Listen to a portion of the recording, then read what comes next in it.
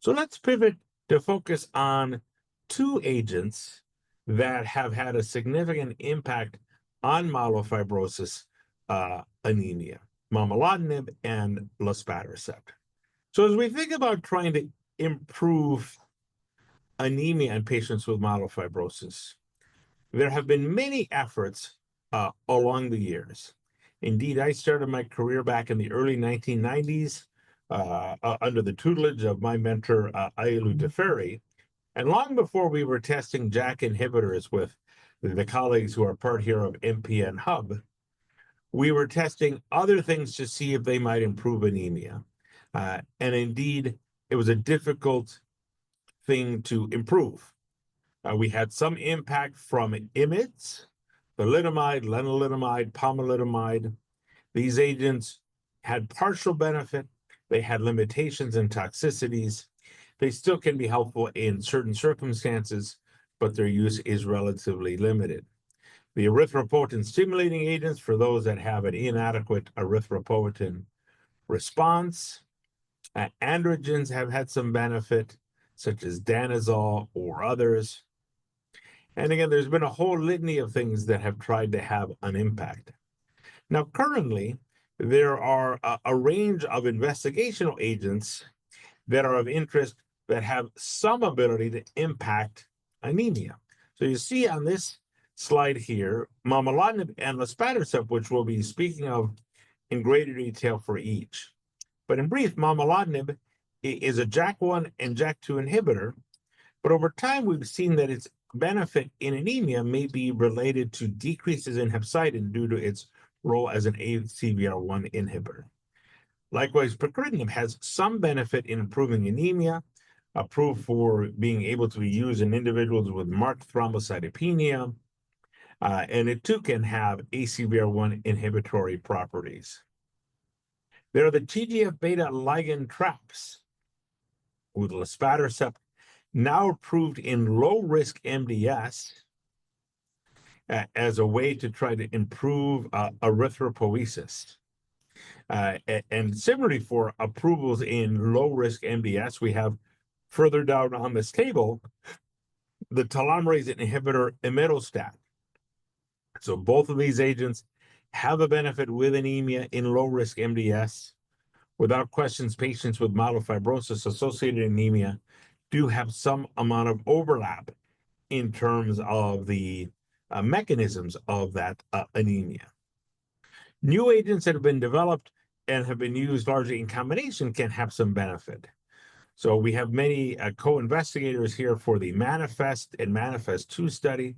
Pelabresib, the BET inhibitor, used along with ruxolitinib, that in addition to improvements in splenomegaly symptoms and other secondary endpoints, has had some benefit in terms of anemia, with the thought being that that BET inhibition might reduce inflammatory response that is somewhat interfering with the bone marrow microenvironment and erythropoiesis. The LOXO2 inhibitors have had some activity.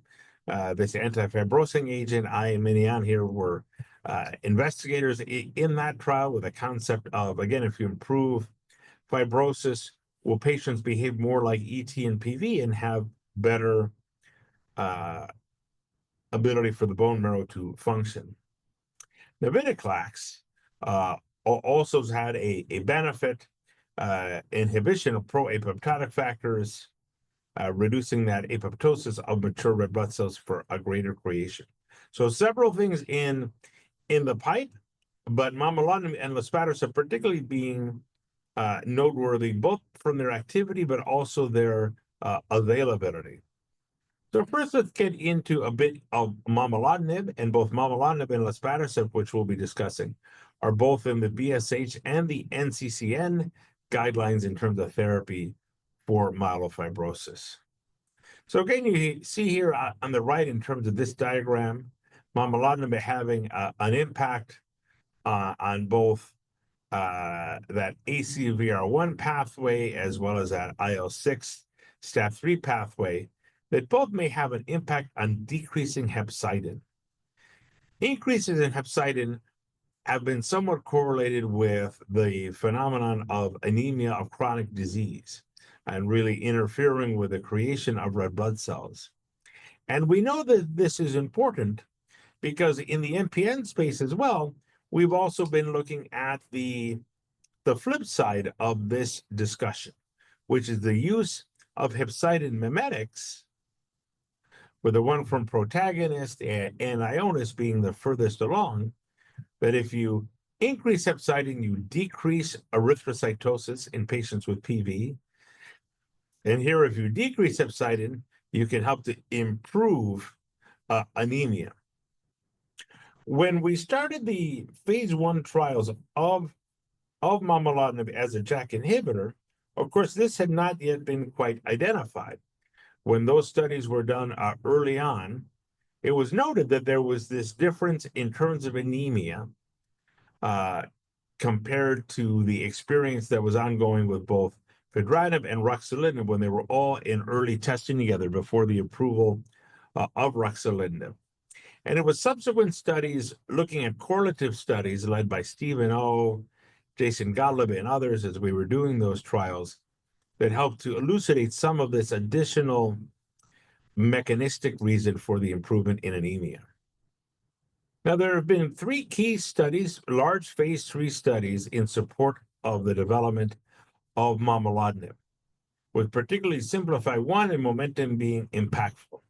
There were Simplify 1 and 2, which were momelotinib versus ruxolitinib as a frontline study, JAK inhibitor naive, 432 patients. I believe the largest phase 3 study ever conducted in patients with myelofibrosis with an open label momelotinib extension. There was the Simplify 2 study, design-wise a bit more challenging study, 2-to-1 randomization of momelotinib versus best alternative therapy. Why this was a challenging study is ruxolitinib was still allowed in the best alternative therapy arm, even though they had, quote, had to have, quote, failed ruxolitinib. So it became a more challenging study with the data being murkier just because of the transition of did you fail ruxolitinib, did you not fail ruxolitinib, etc. Momentum was a study designed to really be a cleaner second-line study of the use of momelotinib. They failed ruxolitinib, they were symptomatic, they were anemic, and they were randomized momelotinib versus danazol in a double-blinded fashion. But the Momentum study, unlike the Simplify 2 study, patients had to be off of their ruxolitinib, again, as a true second-line study, again, with a momelotinib follow-up arm. Simplify 1 was a positive study. It showed superiority in terms of, it showed non-inferiority in terms of improvement in spleen. In terms of symptoms, there was a slight advantage to ruxolitinib. And then in terms of differences in anemia and transfusion rates, momelotinib was superior to that of ruxolitinib. Now, that trial was designed as having to meet both the 2 non-inferior endpoints and then to be superior for the cytopenias. The fact that total symptom score was not reached meant that it technically had not reached its primary endpoint. In some ways, as we look back on this, this was a bit of an issue really of design, in that we saw really equivalent responses in terms of spleen. Maybe there was a little bit of difference in terms of symptoms, although we've looked at subsequent different ways of looking at the data, really suggesting that it's much closer to being non-inferior. And then there's clear difference in terms of anemia. In terms of safety, there were some GI-related side effects. Overall, a pretty well-tolerated drug. And again, significantly less anemia. So as we think about anemia response in a trial like this, it's multifold. A difference in anemia is less drug-dependent anemia. We see that here in the safety table. It can also mean an improvement in anemia at trial entry, as well as less development of anemia. In Simplified 2 here, you still see some differences as it relates to both responses in terms of anemia and non-transfusion independence, so favorability. However, as it related to the primary endpoints of spleen and symptoms, it was, much more sort of confounded information a bit based on the design. As we looked at the pooled survival analysis, again, it seemed to suggest that there was benefit, particularly for those of us that became transfusion independent in terms of survival. And I think this is important. And the first time that we really had seen that achieving of transfusion independence might have an impact on survival. Now, is this because patients have an improved oxygen carrying capacity, or is this a marker of better response? I don't think we can answer that. One of the benefits of momelotinib in patients with anemia is that they're more likely to have full dose of the medication and have a more thorough JAK inhibitory dose and subsequent response. And it's possible that both of these factors might be contributing to that benefit. So Momentum, again, that second-line study compared to danazol, and what you see here in the 4 colors are at week 24, those who had been on the momelotinib arm. You see in orange those that stayed on momelotinib, so you see really an increase in response over time as it relates to symptoms, transfusion independence, and spleen response rate. Those at week 24 you see in terms of danazol, again, very little in terms of spleen and symptoms. Danazol was chosen as a control arm because it is an active drug for anemia. It is not, it is most certainly not placebo. So it was active, and you see that in the transfusion independent arm. And then what's particularly impressive is the individuals that move from being on danazol to momelotinib, again, you see that jump in terms of transfusion independence rate, total symptom response rate, and with both of those, again, you get a strong sense that people really gain that benefit.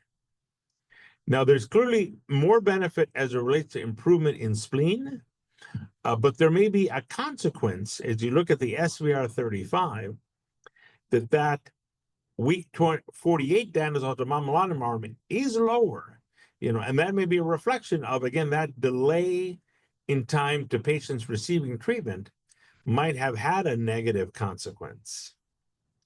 In terms of safety, very similar to what had been seen as it related to the Simplify studies. Overall, reasonably well-tolerated drug, a little bit of some GI-related side effects, and again, some cytopenias, although difficult to sort out compared to baseline. Now let's pivot to luspatercept. Luspatercept, again, now has been tested for several years. It has an approval in MDS. And again, it is that ligand trap for TGF-beta. Again, it's thought that TGF-beta has a variety of negative impacts kind of in terms of erythropoiesis, as well as kind of here on the SMAD pathway. This has been one of the key studies that was conducted in MF. Many of us on here were investigators on that study, which was trying to look at several things in parallel. The impact of luspatercept with or without being on ruxolitinib first, as well as individuals who were either needing transfusions or not needing transfusions.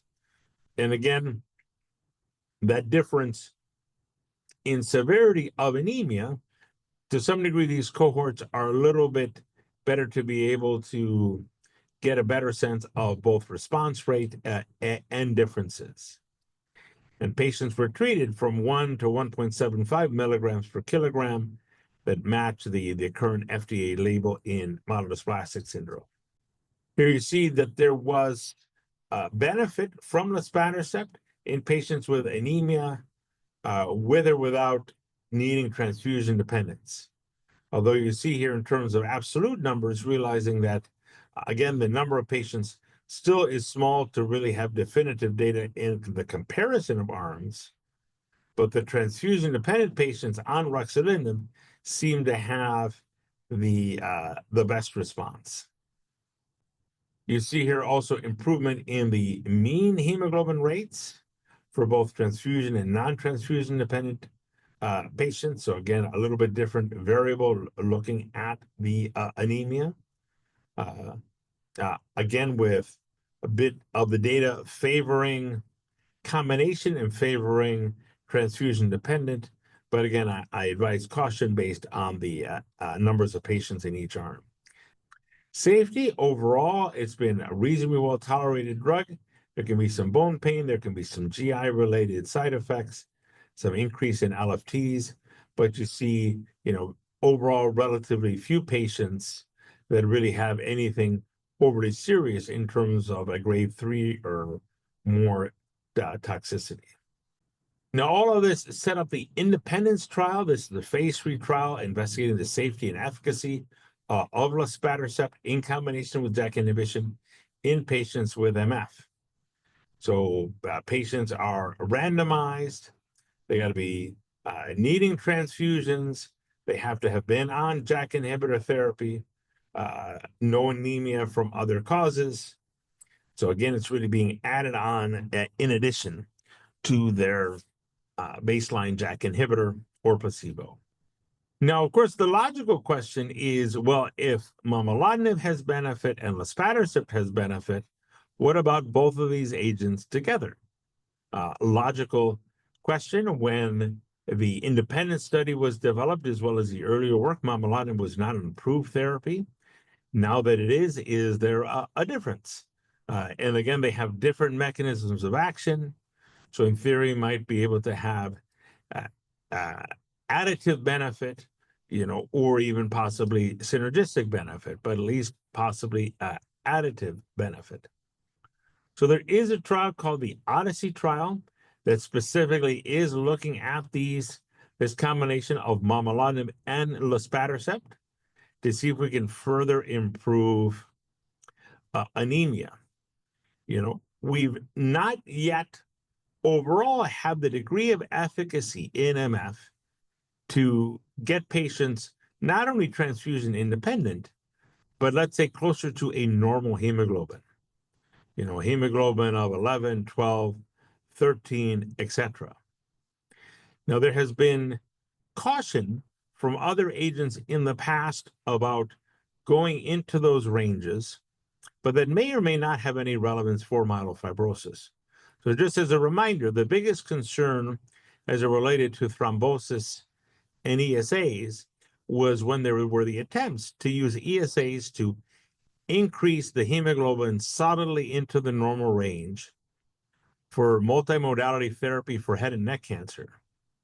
And because of that, that helped to lead to a kind of further concerns about pushing ESAs into kind of the normal range. But I think there, again, may well be a benefit for patients that could translate to improvements in survival or quality of life with getting people closer to a normal hemoglobin. And clearly, we need to be mindful of watching for a risk of events of thrombosis or other difficulties. But again, these drugs have very different mechanisms of action. And this is a very, very different disease state than an advanced solid tumor that has its own prothrombotic predisposition. So I think this study will be very interesting. And again, to see, is there a clear delta versus what we might expect with either agent alone. So our treatment guidelines, these are from the British. The US guidelines are really quite similar, where the patient that has MF anemia, you don't have a secondary cause, you look at erythropoietin levels, and again, consider that as an initial trial. I think in the US guidelines, this is not a mandatory step. any further. They both have used 500 as a cutoff for the erythropoietin level. In my experience, I think the closer you get to 500, the less likely you're going to see a response. I think particularly those individuals that have an ESA of under 100 and really have some baseline renal insufficiency, it tends to be the best fit. Danazol can be a consideration, most certainly. But again, I think the patient that requires more holistic therapy, splenomegaly, symptoms, anemia, momelotinib is both on these guidelines as well as something I have used many times with this broader sort of situation. And likewise, luspatercept, currently is not FDA approved, although in the States, I will say that it is obtainable because it has a different indication and certainly is being used off-label in the US as well. So with that, we have momelotinib approved in the US. Its indication is both in the US and the EU for patients with anemia. But I would really look at it as not an anemia drug, but it's a myelofibrosis drug. As a single agent might anticipate benefit in spleen, symptoms, anemia, and at least possibly certainly improvements in survival or other meaningful endpoints. Luspatercept, approved in MDS, is out there. It's being utilized. It clearly has phase 2 data that suggests good activity in myelofibrosis. The large phase 3 study data is weighted with great anticipation, as is the new Odyssey study to see is there a further benefit of luspatercept with momelotinib as a combination. With that, I believe we transition to our discussion. Ruben, that was great. Can I ask you a question? Please. So if you go back, I don't remember what slide number it was, to where you showed the survival, the impact of anemia from Simplify 1 with momelotinib and survival. It always catches my attention that the patients who got momelotinib, stayed on momelotinib, that were not transfusion independent, really did poorly. If I'm interpreting that line, that dotted line correctly on the left for Simplify 1, I mean, they're sort of, it stands out from the other patients. Clearly, they don't do as well as the patients who are transfusion independent on momelotinib. But even if you look at the patients who got ruxolitinib, who then crossed over and were not there's something sort of visually, catches your eye that patient population does particularly poorly. It's tough to say for all of the differences between here, whether we really kind of have statistical power. Because you look at that bottom line, and again, it's not a large number of individuals. I look at this, and again, it's interesting that both of the transfusion independent group clearly seem to live longer. So I think that validating more of that aspect as it relates to, by achieving a transfusion independent response, does it have a meaningful impact? You're right. There's mixed messages in terms of the impact of switching here. And again, we may just not know enough from these numbers. I think we'll learn more over time, as we get more kind of real world evidence of how this kind of plays out in actual practice. Because when it was Sierra Oncology and you guys were doing this analysis and we were reviewing it always struck me that at first glance, the casual observer may take home the message that if you're put on momelotinib and you continue to need transfusions, at some point, like that, you should come off momelotinib because it's a detrimental to your outcome. Actually, it's an adverse variable for outcome. So, I always thought that this analysis was a little bit optimistic. Yeah, a little challenging, but. So let's open it up to discussion. So one, curious on folks' thoughts, really particularly around the Odyssey study. Thoughts of momelotinib and luspatercept together, certainly that comes with the thought of, again, if we have a higher response rate of transfusion independence, what is that value? Or, in the non-transfusion dependent individuals, is there a value to pushing the hemoglobin beyond 10? So what do folks think? I actually have exactly the same thought as John. That always puzzles me. So could it be that those patients that are still non-transfusion independent,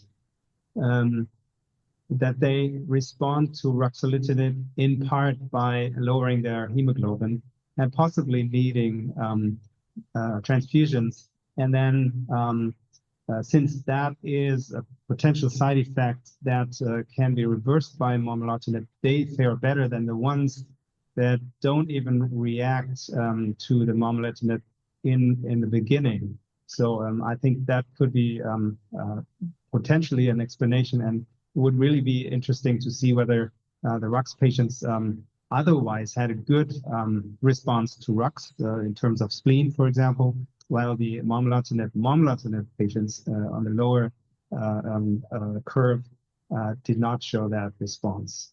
I don't know, but it always puzzles me as well.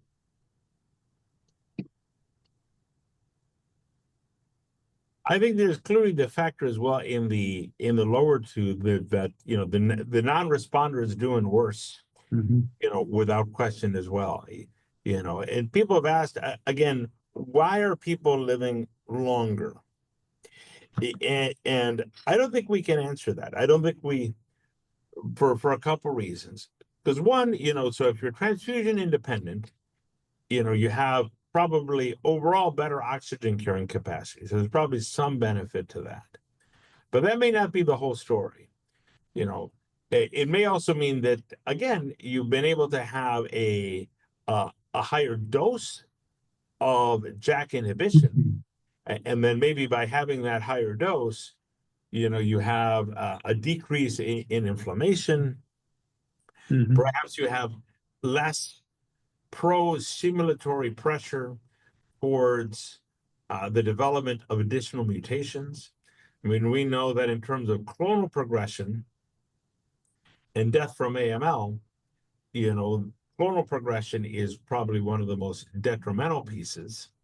And that probably plays, in my mind, at least some role in terms of the prolongation of survival, that we see with JAK inhibitors.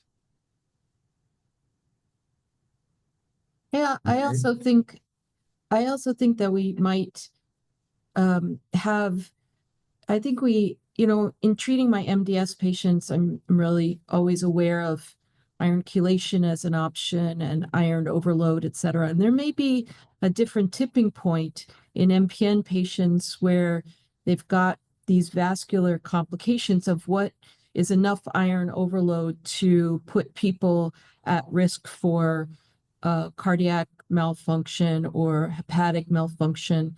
And that may be underlying some of this that we don't always stratify by or understand, and characterizes these transfusion-dependent patients in a different way. They may not have reached their 26 or 27, whatever unit that you think of in MDS, but we might have a different tipping point in MPN patients that we just don't see. Very true. Very true.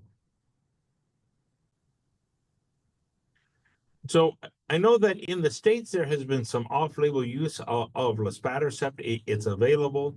I know some of the lessons learned, more anecdotally while we await kind of the phase 3 data, has been that there can be some dose dependence. I know in my practice, the patients I've seen that have had a better response do tend to be more on the 1.75 milligram dose than a little bit lower. But any thoughts or experiences both from kind of our U.S. colleagues on here, as well as, has there been any off-label use in Europe that you guys have seen?